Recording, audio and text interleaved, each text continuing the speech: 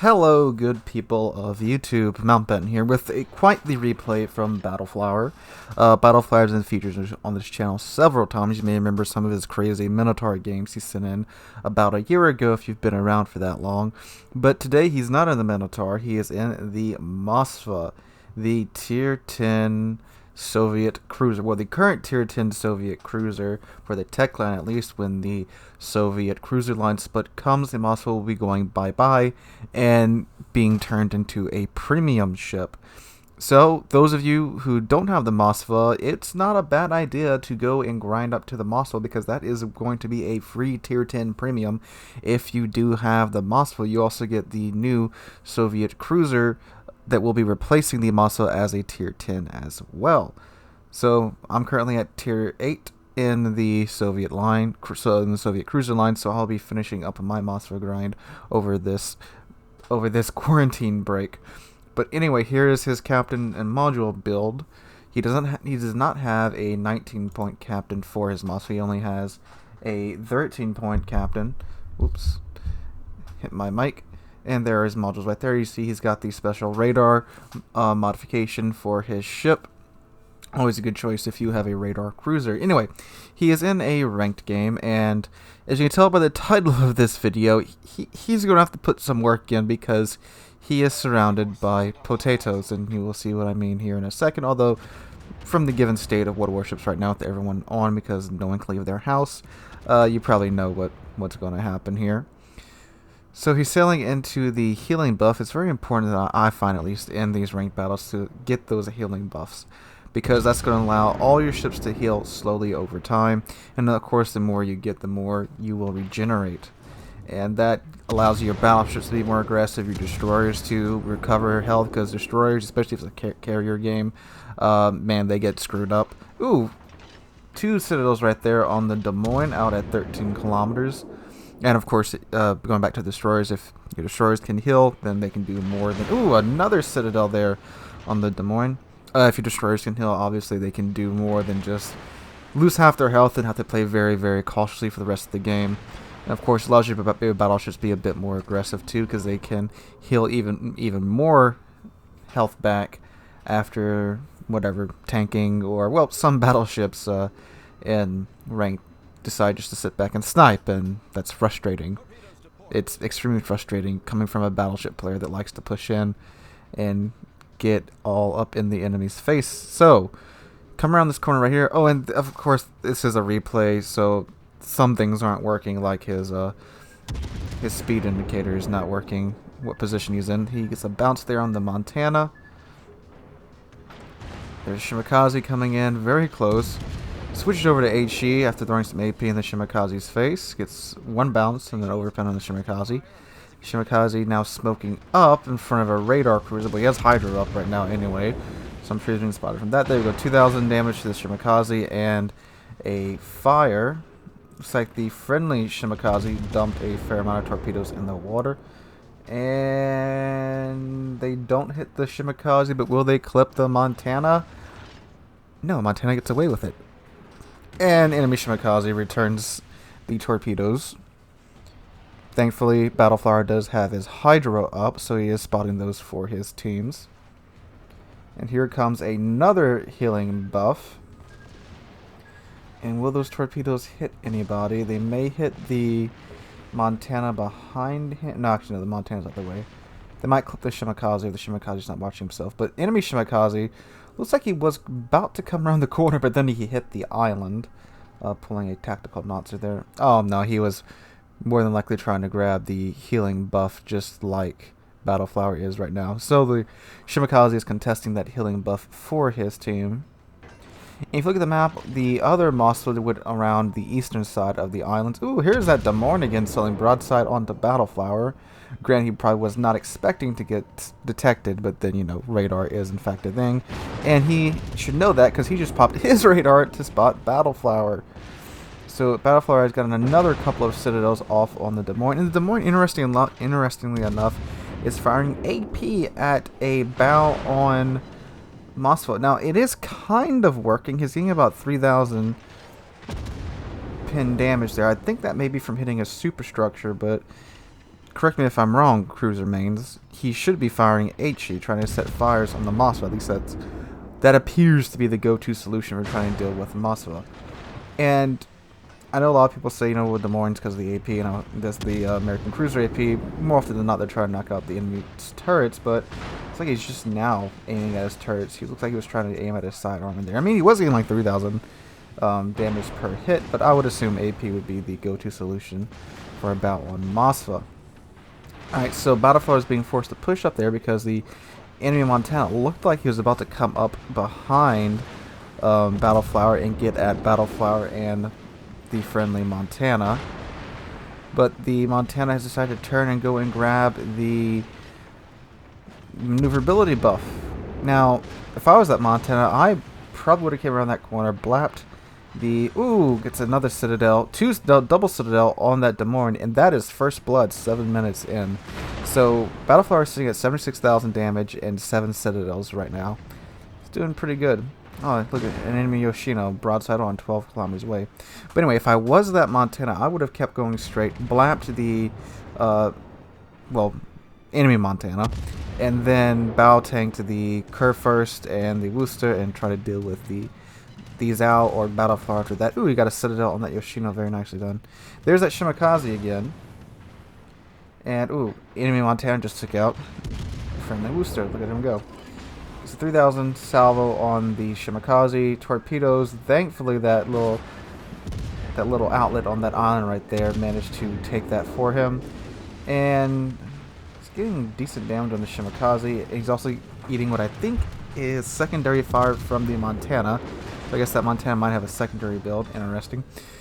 So he now has the Shimakaze and the Des Moines under his belt as kills. So he has killed every ship that his team has kills for so far.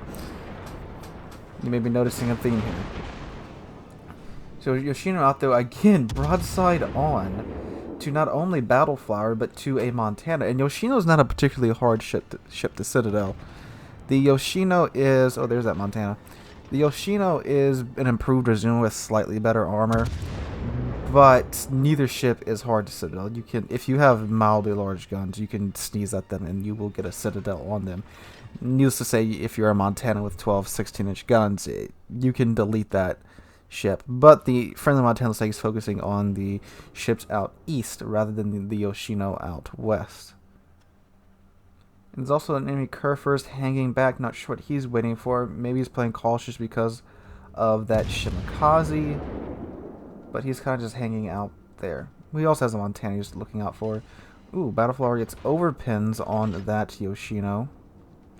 Perfectly broadside too. Looks like he overpinned. I'm not sure if maybe he hit a little bit too high or what. Let's see what we get. More overpins. Interesting. Pops his radar. Spots the Yoshino. 11 kilometers away. And got a pin there. Overpin and a bounce. That was a little bit too far back to hit the Citadel. There we go. There's a Citadel. And will that second salvo missed? Interesting.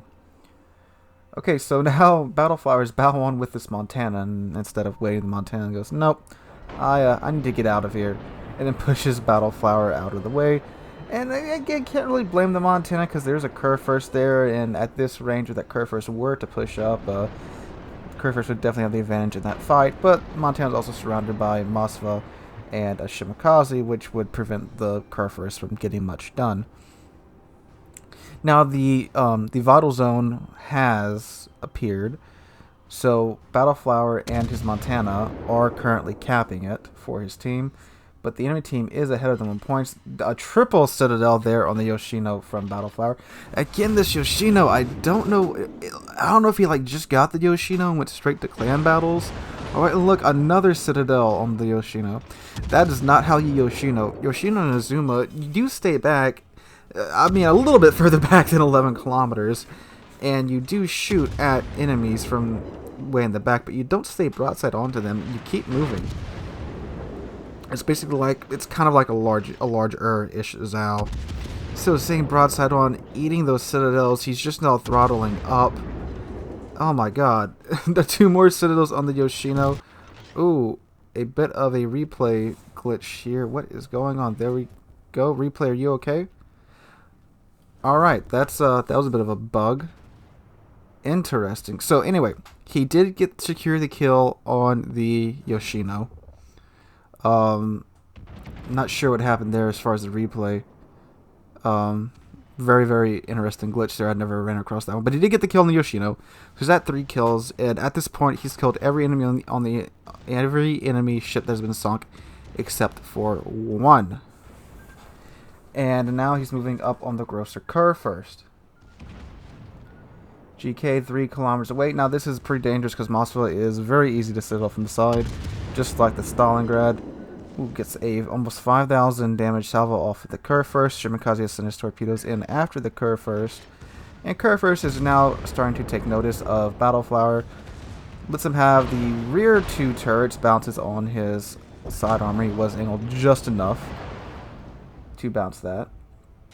And coupled with that lovely bow armor that the Moskva and other Soviet ships share, it was a complete bounce. Okay, now you got a Smolensk and a Hindenburg left on the enemy team.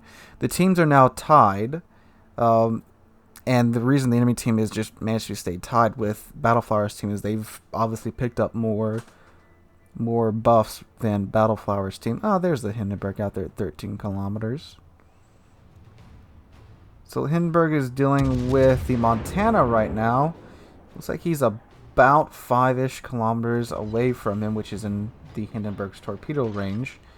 Showing broadside to a Montana and to Battleflower. Not the best choice in a Hindenburg. Hindenburg's got tough armor, but it can't eat a Montana broadside without losing over half of its health. And the Montana, don't know why he hasn't exactly blapped him just yet, but he's dead now, so his problems are over with. So now the enemy team is again ahead on points. So at this point, it could be anybody's game. There are 2 Moskvas and a Shimakaze left, and the Hindenburg is a pretty tough cruiser, but he did manage to beach himself there. He's on fire in 2 places, it appears. He is slinging HG at, I think, the friendly Moskva. Ooh, there's Smolensk. Now, Smolensk, he's still at freaking full health. He could easily melt down the remaining tips on Battleflower's team if he wasn't beached on an island just like the Moskva. Is Notzer playing all these ships at once? I don't know what's going on. So Battleflower is taking an aim at the superstructure of the Smolensk because he was bouncing off of the stern of the Smolensk. There's that Hindenburg down to 5,000 health. Smolensk starts to fire on the Moskva, no surprise there. Hindenburg firing HE at the broadside of Battleflower. Now, the Hindenburg, he is in a tough position here. He's got 3 ships all aiming at him at once from slightly different angles. So he's not too sure on what to do here. Although he probably should angle his bow a little bit more in towards Battleflower. He is bouncing a good chunk of Battleflower shells, but Battleflower is still getting pins through looks like every now and then, but they are mostly overpins as well.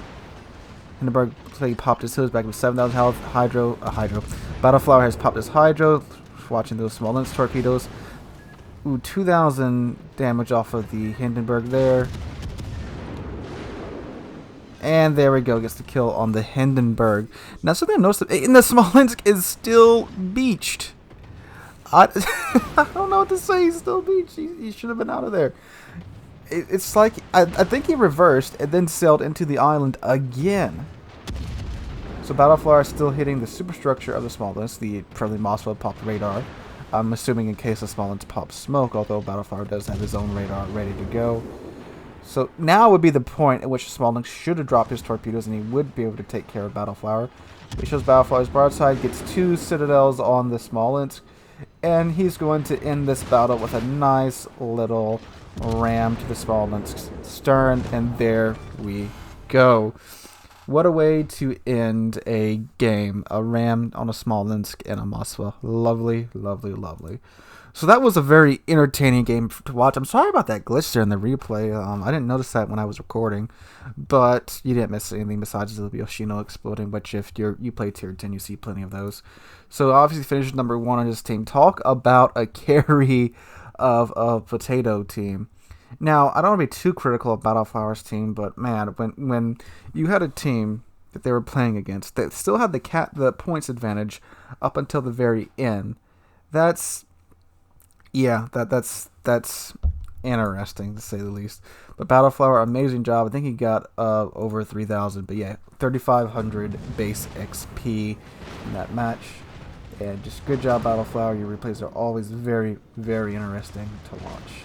Alright guys, if you enjoyed the video, please drop a like, leave a comment, and subscribe. We are on our way to 10,000 subscribers. We're getting so close to 9,000, which will be our halfway point for 10,000. Can't thank you guys enough for that. Hope you're all having a wonderful Thursday, staying healthy and staying quarantined. So hope you're having a great day, and hope to catch all of you guys in the next one.